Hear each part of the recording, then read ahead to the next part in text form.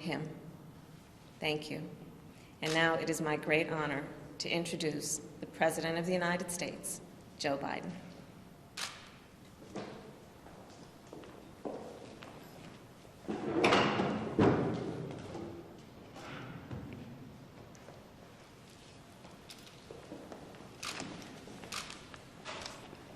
Today, a jury in Minnesota found former Minneapolis police officer Derek Chauvin guilty on all counts in the murder of George Floyd last May.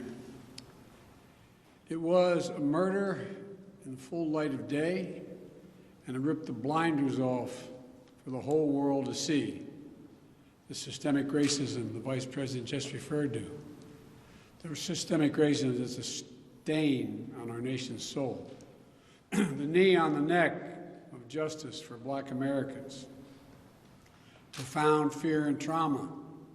The pain, the exhaustion that Black and brown Americans experience every single day. The murder of George Floyd launched a summer of protest we hadn't seen since the civil rights era in the 60s.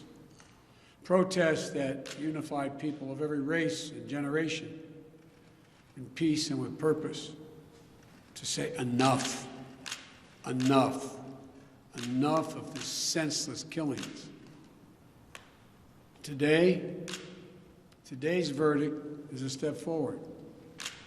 I just spoke with the governor of Minnesota, who thanked me for the close work with his team. And I also spoke with George Floyd's family again. A remarkable family of extraordinary courage. Nothing can ever bring their brother or their father back. But this can be a giant step forward in the march toward justice in America. Let's also be clear that such a verdict is also much too rare. For so many people, it seems like it took a unique and extraordinary convergence of factors. A brave young woman with a smartphone camera, a crowd that was traumatized witnesses, a murder that lasts almost 10 minutes in broad daylight for ultimately the whole world to see. Officers standing up and testifying against a fellow officer instead of just closing ranks, which should be commended. A jury who heard the evidence, carried out their civic duty in the midst of an extraordinary moment, under extraordinary pressure. For so many, it feels like it took all of that for the judicial system to deliver a just basic accountability.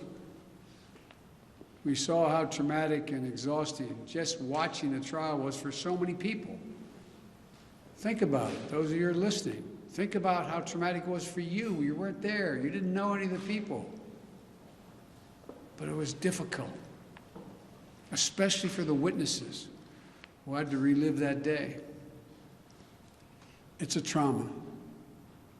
On top of the fear so many people of color live with every day when they go to sleep at night and pray for the safety of themselves and their loved ones. Again, as we saw in this trial from the fellow police officers who testified, most men and women who wear the badge serve their communities honorably. But those few who fail to meet that standard must be held accountable, and they were today. One was. No one should be above the law.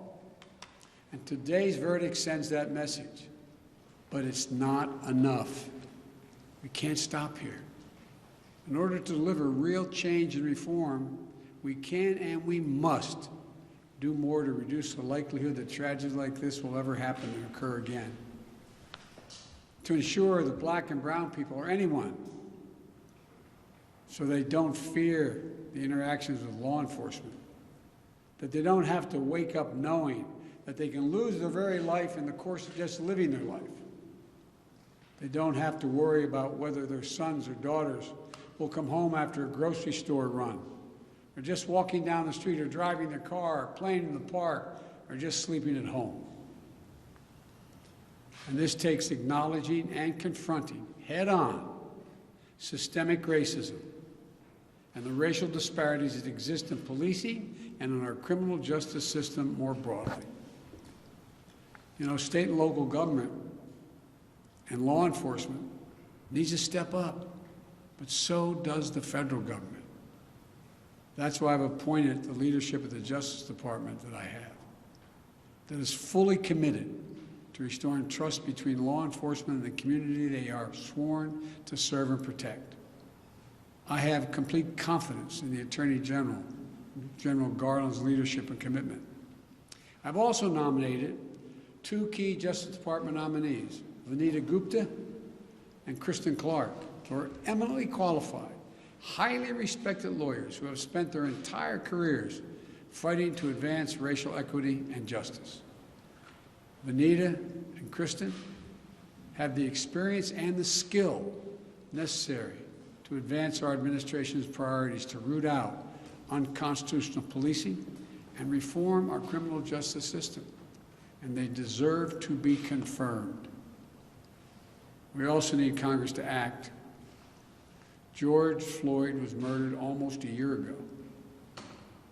There's meaningful police reform legislation in his name.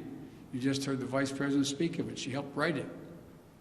Legislation to tackle systemic misconduct in police departments, to restore trust between law enforcement and the people they're entrusted to serve and protect. But it shouldn't take a whole year to get this done. In my conversations with the Floyd family, I spoke to them again today, I assure them we're going to continue to fight for the passage of the George Floyd Justice and Policing Act so I can sign it into law as quickly as possible. There's more to do. Finally, it's the work we do every day to change hearts and minds as well as laws and policies. That's the work we have to do. Only then will full justice and full equality be delivered to all Americans. And that's what I just discussed with the Floyd family. The guilty verdict does not bring back George. But through the family's pain, they're finding purpose. So George's legacy will not be just about his death, but about what we must do in his memory. I also spoke to Gianna, George's young daughter again. When I met her last year, I've said this before, at George's funeral, I told her how brave I thought she was. And I sort of knelt down to hold her hand. I said, Daddy's looking down on you, he's so proud. She said to me then, I'll never forget it, Daddy changed the world.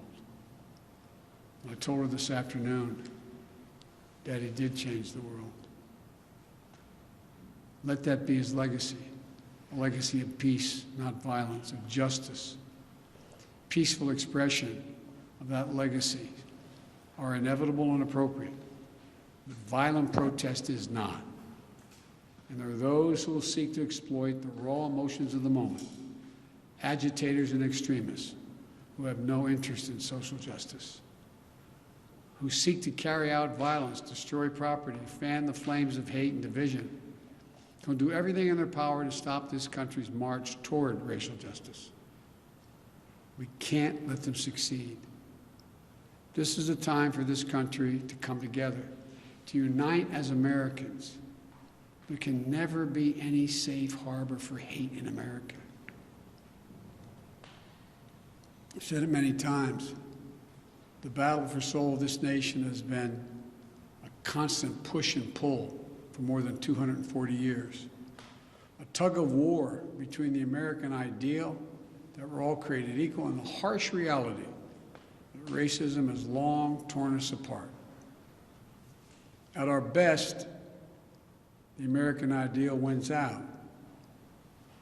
So we can't leave this moment or look away thinking our work is done. We have to look at it, we have to look as we did for those 9 minutes and 29 seconds. We have to listen.